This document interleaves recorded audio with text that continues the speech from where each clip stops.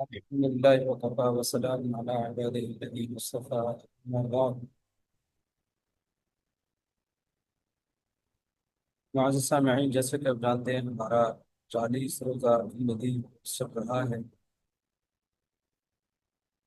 جس کا آج سبق نمبر 22 ہے۔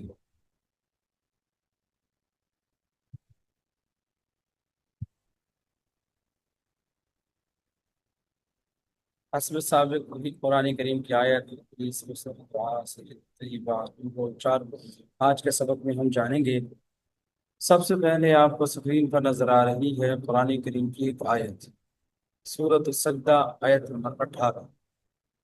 أعوذ بالله من الشيطان الرجيم، بسم الله الرحمن الرحيم، أفمن كان مؤمنا كمن كان فاسقا لا يستوون، صدق اللہ العظیم۔ تو کیا جو ایمان والا ہے اس جیسا ہو جائے گا جو نافرمان ہے؟ لا يستوون، یہ برابر نہیں ہے۔ اللہ تعالیٰ نے اس آیت کے اندر ایک طرف ایمان کا ذکر کیا تو دوسری طرف فسق کا ذکر کیا، ایک طرف مومن کا ذکر کیا تو دوسری طرف فاسق کا تذکرہ کیا۔ مومن کسے کہتے ہیں؟ جی، جو اللہ پر ایمان لایا، جو نبی کریم صلی اللہ علیہ وسلم پر ایمان لایا، جس نے کلمہ شہادت پڑھا، کلمہ شہادت کے تقاضوں کو پورا کیا، اور ساری زندگی نیک اعمال کرتا رہا، اور ہر وقت دن ہو یا رات اللہ تعالیٰ کو راضی کرنے کی کوشش میں لگا رہا۔ ہاں، جہاں کہیں کوتاہی ہو گئی، غلطی ہو گئی، اللہ سے معافی مانگ، تو اسے کہتے ہیں مومن۔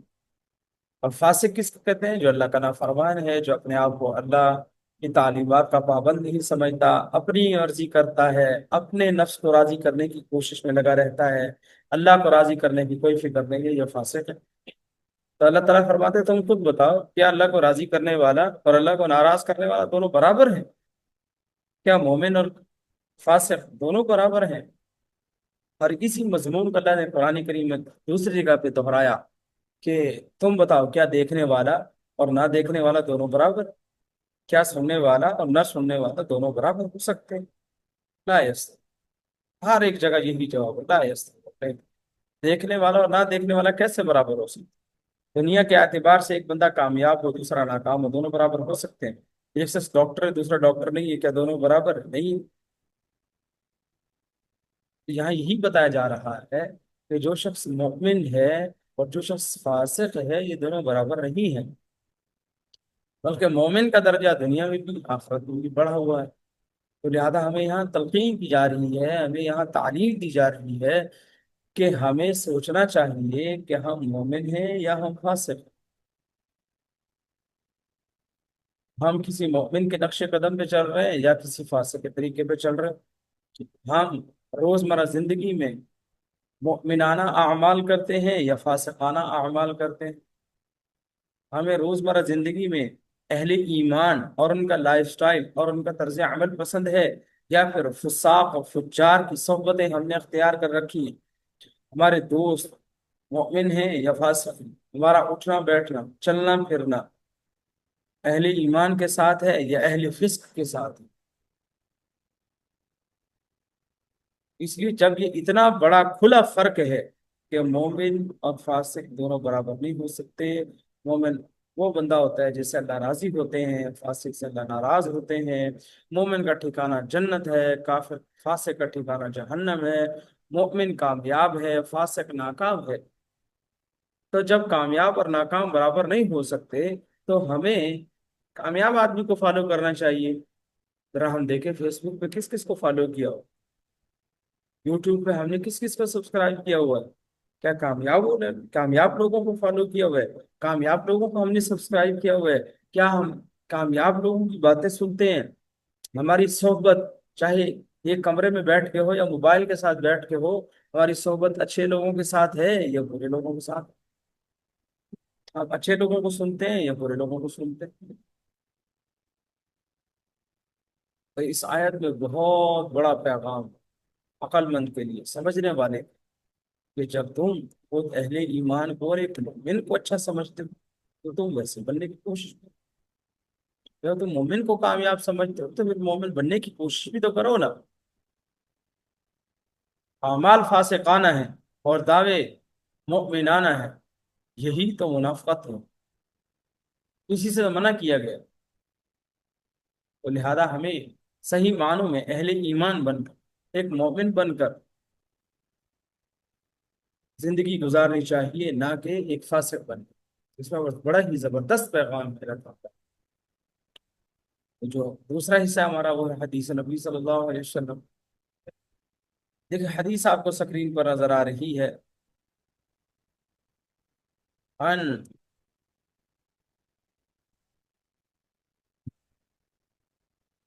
عن ابی مسعود الانصاری رضی اللہ تعالی عنہ، حضرت ابو مسعود انصاری رضی اللہ تعالیٰ کہتے ہیں، جاء رجل الی النبی صلی اللہ علیہ وسلم، کہ ایک آدمی رسول کریم صلی اللہ علیہ وسلم کے پاس آیا، وقال انی ابدع بی فحملنی، آ کر کے سواری مانگی اور سواری کا سوال کیا کہ میرے پاس سواری نہیں ہے۔ فقال، تو آپ صلی اللہ علیہ وسلم ارشاد فرمایا، ما عندی، میرے پاس تو نہیں ہے۔ فقال رجل، تو پھر آدمی نے کہا، یا رسول اللہ، انا ادلہ علی من یحملہ،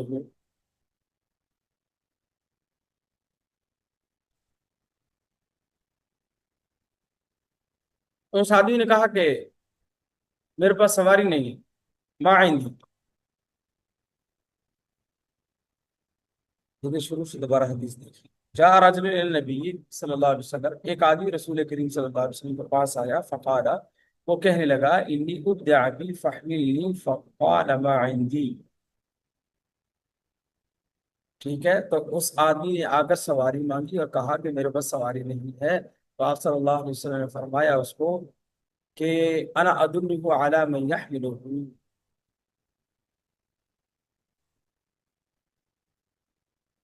کہ تم فلاں شخص کے پاس جاؤ۔ چنانچہ وہ شخص کے پاس گیا اور اس نے اسے سواری دی۔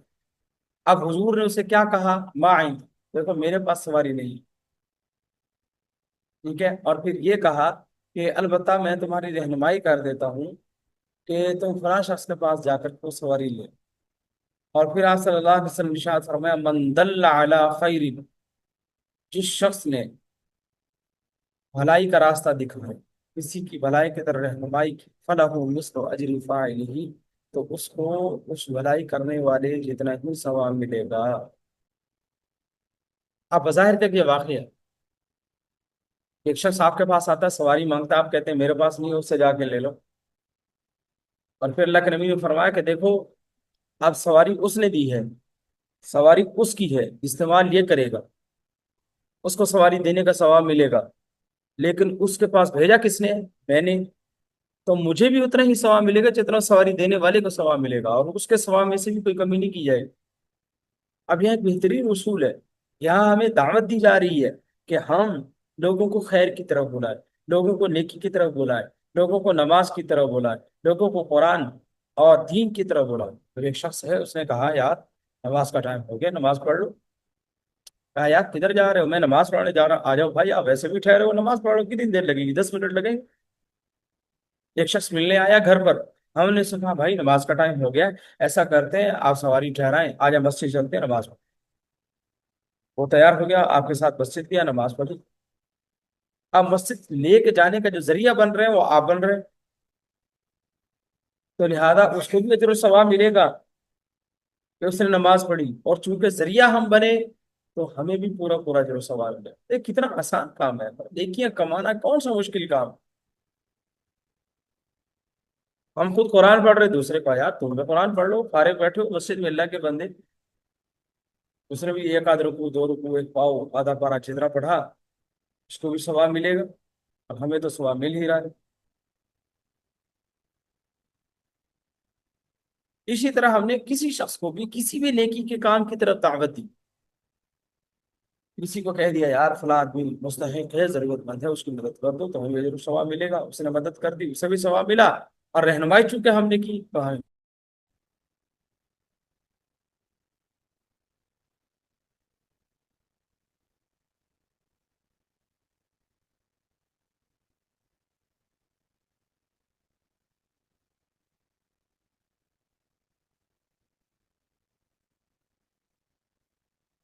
ٹھیک ہے، تو اسے بھی اجر و ثواب ملا اور ہمیں بھی اجر و ثواب ملا۔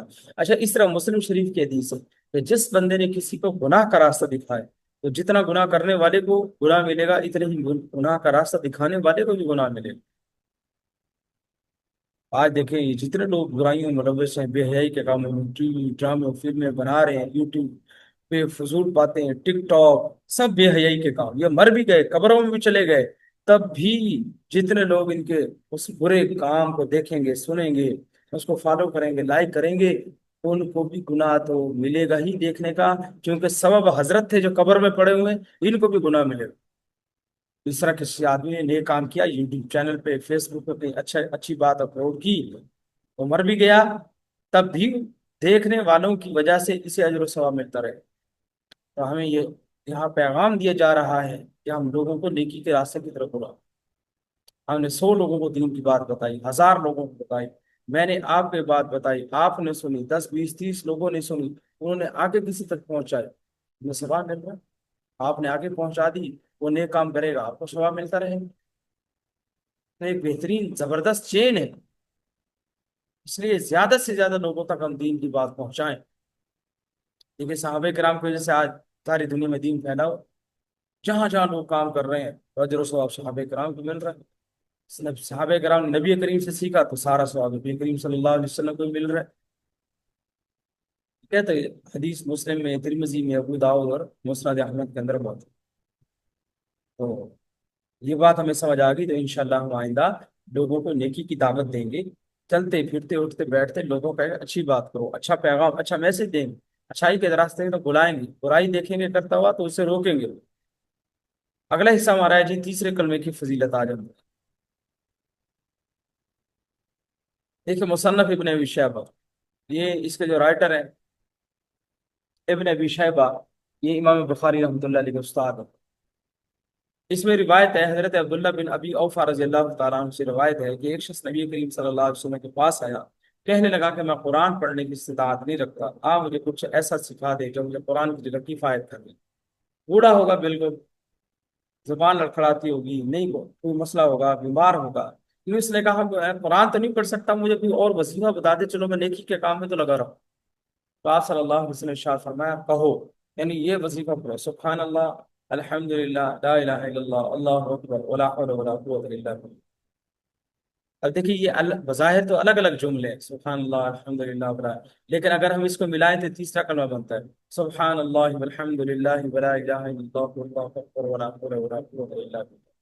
اور جو اگلا حصہ ہے وہ اگلی حدیث میں آ گئی، ٹھیک ہے۔ اور پھر مصنف ابن ابی شیبہ ہی میں حضرت حسن بصری رحمۃ اللہ علیہ سے روایت ہے کہ آپ نے فرمایا، آپ صلی اللہ علیہ وسلم نے فرمایا کہ دن میں 30 مرتبہ سبحان اللہ، الحمد للہ، ولا الہ الا اللہ، واللہ اکبر، ولا حول ولا قوت الا باللہ العلی العظیم کہنا ایسا صدقہ ہے جو آسمان و زمین کے درمیان کو بھر دیتا ہے۔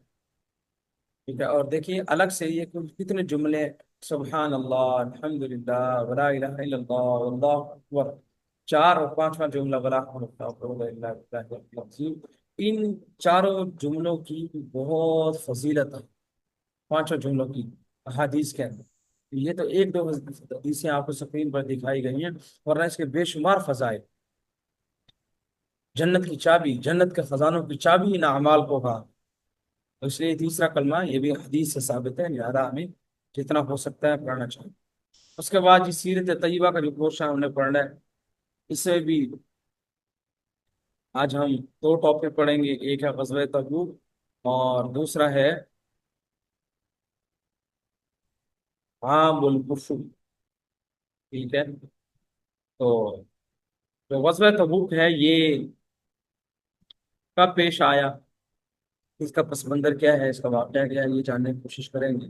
دیکھیے غزوہ تبوک یہ ہجرت کے 9ویں سال رجب کے مہینے میں جمعرات کے دن پیش ہو، اور اس کا مختصر سا واقعہ کچھ یوں ہے کہ آپ صلی اللہ علیہ وسلم کو خبر ملی کہ روم کا بادشاہ ہرقل مدینہ پر حملہ کرنے والا ہے، اور اس کے ساتھ شام کے باقی اور قبائل بھی ہیں۔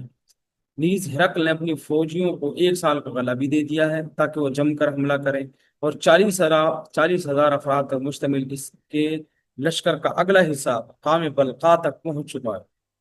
اس خبر کے ملتے ہی آپ صلی اللہ علیہ وسلم نے صحابہ کرام کو جہاد کی تیاری کرنے کا حکم دیا۔ اس وقت شدید گرمی تھی، پھلوں کے پکنے کا زمانہ تھا، مسلمان سخت تنگ دستی اور فقر و فاقہ کی حالت پہ تھے، لڑائی کے لیے مدینہ سے کافی دور جانا تھا، یہ 500 میل سے بھی زائد کا سفر تھا۔ تو اس لیے آپ صلی اللہ علیہ وسلم نے صحابہ کرام کو چندہ اکٹھا کرنے کا حکم دیا۔ چنانچہ حضرت ابو بکر صدیق رضی اللہ تعالیٰ عنہ نے اپنے گھر کا سارا مال دے دیا، جو تقریباً 4,000 درہم ہوتے تھے، اور حضرت عمر فاروق نے اپنے گھر کا آدھا مال دیا۔ حضرت عثمان غنی نے 300 اونٹ، 100 گھوڑے، ماں ساز و سامان کے، اور ساتھ 1,000 دینار بھی دیے۔ تیاری مکمل ہونے کے بعد آپ صلی اللہ علیہ وسلم نے ان سے مقابلہ کے لیے روانگی کا اہتمام کیا، اور مقام تبوک پر پہنچ کر وہیں پڑاؤ ڈالا۔ 20 دنوں تک آپ صلی اللہ علیہ وسلم مقام تبوک میں ٹھہرے رہے، لیکن دشمن مقابلے کے لیے نہیں آیا اور اسے ہمت نہیں ہوئی۔ اسی درمیان شام کے 3 شہر جربہ، خضروح اور ایلہ کے حکمران آئے، اور انہوں نے صلح کی پیشکش کی اور جزیہ دینا بھی منظور کر لیا۔ اس کے بعد آپ صلی اللہ علیہ وسلم وہاں سے واپس آئے۔ اچھا، یہاں یہ بات یاد رہے کہ غزوہ تبوک نبی کریم صلی اللہ علیہ وسلم کی زندگی کا آخری غزوہ ہے۔ اس غزوہ میں مسلمانوں کی تعداد 30,000 تھی، جن میں سے 10,000 گھوڑے پر سوار تھے۔ اور یہ بات بھی یاد رہے کہ مدینہ منورہ سے شمال کی تقریباً 780 کلومیٹر کے فاصلے پر مقام تبوک ہے۔ پہلے میں نے آپ کو 500 میل کہا ہے، لیکن یہ اتنا بن جاتا ہے 780 کلومیٹر۔ میل تقریباً اتنا ہی بنتا ہے، 500 کچھ، اور یہ پھر کلومیٹر ظاہر زیادہ بنتے ہیں، تو یہ 780 بن جاتا ہے۔ اس کے بعد دوسرا پورشن تھا عام الوفود۔ تو دیکھیے، ہجرت کا جو 9واں سال ہے نا، اس کو کہتے ہیں عام الوفود، یعنی بہت سے ڈیلیگیشنز اور وفد جو ہے وہ حضور صلی اللہ علیہ وسلم کی خدمت میں آئے، اور بہت سے قبائل دور دراز سے سفر کر کے جماعت کی شکل میں، وفد کی شکل میں حضور کے پاس تشریف لاتے تھے۔ ان میں سے بعض نے اسلام قبول کیا، بعض آتے تو معاہدہ کر کے چلے جاتے، اور یہ کل جو وفود ہیں جو حضور کے پاس آئے، تقریباً ان کی تعداد 100 سے بھی زیادہ ہے۔ تو یہ گویا اس سال خوب دین کی دعوت دنیا کے کونے کونے تک پہنچی۔ اس کے بعد جو ہمارا آخری پورشن ہے وہ ہے عربی بول چال سے متعلق۔ اس میں آج ہم جو پڑھیں گے وہ ہے الحاسوب و ادوات، کمپیوٹر اور اس کی متعلقہ چیز۔ ونڈوز، تصویریں آپ کو نظر آ رہی ہیں، اس کو کہتے ہیں مستکشف، اور لینس کو کہتے ہیں عدسہ، اور اینٹی وائرس مضاد الفیروسا، اور لیپ ٹاپ کو کہتے ہیں جہاز المحمول، اور ایل سی ڈی کو کہتے ہیں شاشہ LCD، اور کمپیوٹر کو حاسوب بولتے ہیں۔ اس کے بعد ہارڈ ڈسک، اس کو کہتے ہیں قرص الصلب، اور CD روم جو ہوتا ہے اس کو کہتے ہیں مشغل الاقراص، اور کیمرہ ہے اس کو کامیرا بولتے ہیں، اور کی بورڈ کو لوحۃ المفاتیح بولتے ہیں، اور جو فلاپی ڈسک ہے اس کو قرص مارینو، اور ماؤس کو فأرہ بولتے ہیں، اور فیکس جو ہوتا ہے جس کے ذریعے یہ فاکس بولتے ہیں، اس کو CD کو قرصن بولتے ہیں۔ ویڈیو کیمرہ کو کامیرا فیڈیو، اور اسکینر جو ہوتا ہے اس کو کہتے ہیں الناسخ الضوئي، اور مانیٹر جو ہوتا ہے یہ سکرین اس کو کہتے ہیں شاشہ، اور کمپیوٹر سپیکر اس کو کہتے ہیں سماعت الحاسوب، اور ٹیلی ویژن کو کہتے ہیں تلفزیون، ویب سائٹ کو کہتے ہیں موقع، اور DVD کو کہتے ہیں قرصم مضبوط، اور پرنٹر کو کہتے ہیں طابعہ، اور مدر بورڈ کو کہتے ہیں لوح اساسی یا لوحۃ الام، اور اس کے بعد CPU ہے اس کو کہتے ہیں وحدت المعالجہ۔ تو یہ سبق ہمارا آج یہاں ختم ہوا، سبق نمبر 22، اس کو اچھی طرح سنیں اور اس پیغام کو دوسروں تک پہنچائیں، اللہ سبحانہ ٹھیک توفیق یوسف فرمائے۔ واخر دعوانا الحمد للہ رب العالمین۔